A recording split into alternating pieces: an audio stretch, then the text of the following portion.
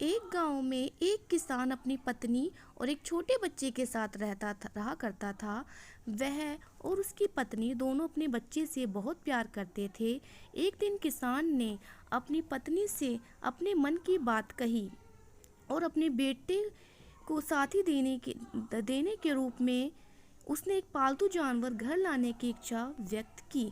उसकी पत्नी को भी यह विचार पसंद आया और वह मान गई। किसान नेवले के बच्चे को पालतू जानवर के रूप में ले आया। नेवला और उसका बेटा दोनों 5 या 6 महीने में बड़े हो गए। नेवला अपने पूरे आकार का हो गया, जबकि किसान का बेटा अभी बच्चा ही था। एक दिन किसान की पत्नी को बाजार जाना था। उसने बच्चे को दूध पिलाया और उसे अपने छोटे से पालने में सुला दिया। टोकरी उठाकर उसने पति से कहा, मैं बाजार जा रही हूँ, बच्चा सो रहा है, उस पर नज़र रखें। सच कहूँ तो मुझे बच्चे को नेवले के साथ अकेला छोड़ना अच्छा नहीं लगा। अरे यार, किसान ने उसे डरने की बात नहीं कही, क्योंकि नेवला उसके बच्चे की तरह ही मीठा था। इसके अलावा दोनों अच्छे दोस्त थे।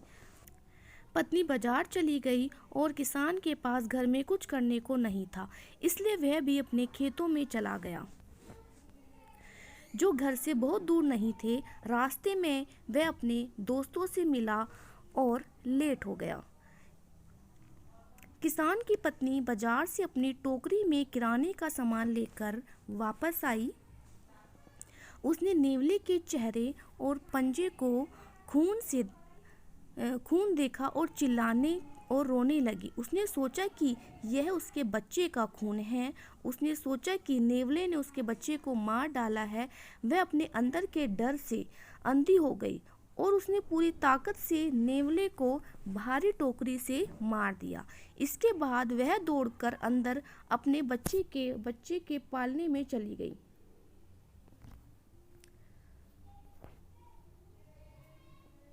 उसने देखा कि बच्चा सो रहा था और फर्श पर एक काला सांप पड़ा हुआ था।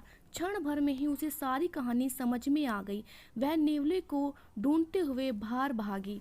अपनी गलती का एहसास होने पर वह रोने लगी। उसने नेवले को छुआ जो मरा पड़ा था। किसान की पत्नी जो मरा पड़ा था किसान की पत्नी जिसे घबराहट में बिना सोचे समझे काम किया, पछताती रही, लेकिन तब बहुत देर हो चुकी थी।